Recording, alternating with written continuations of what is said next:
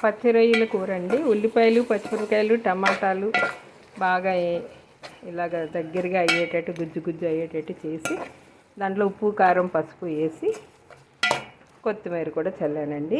ఇక వేరే బాణాల్లో కొంచెం నూనె పోసి ఇదిగో రొయ్యల్ని ఈ నీరంతా పోయేదాకా ఎగరనిస్తానండి. సో తర్వాత దీన్ని తీసుకొచ్చి దీంట్లో వేసేస్తాను. కోడిగుడ్లు కూడా వేస్తానండి చివర్లో.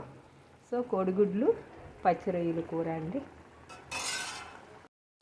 ఇదిగోండి ఈ విధంగా గోల్డ్ కలర్లో వచ్చిన తర్వాత వీటిని ఈ కూరలోకి వేసేసుకోవాలండి.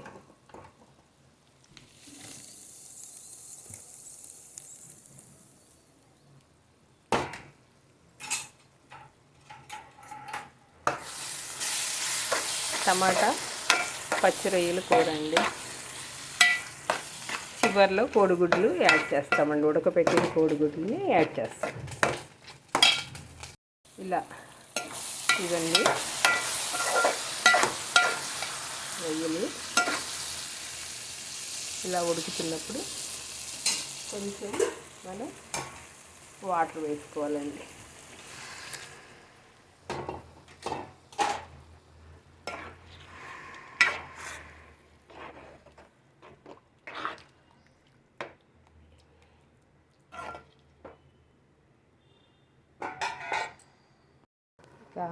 ఇలా కొత్త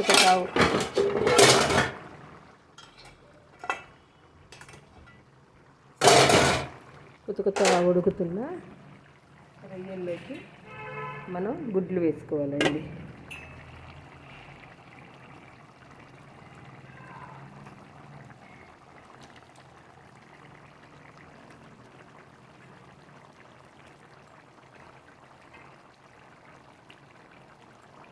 ఇదండి కోడిగుడ్లు, పచ్చి రొయ్యలు, టమాటా వేసి కూర.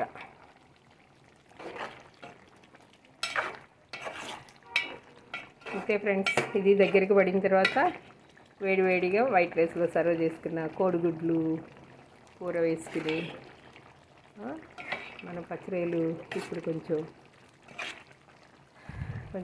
ఎక్స్పోర్ట్ తగ్గిందంట, కొంచెం తగ్గినవి కూడాను వేసుకుని వండుకోవాలండి.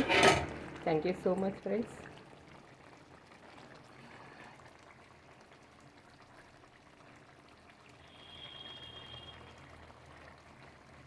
ఇది దగ్గర పడుతున్నప్పుడు ఇది మీద కొత్తిమీర. నేనండి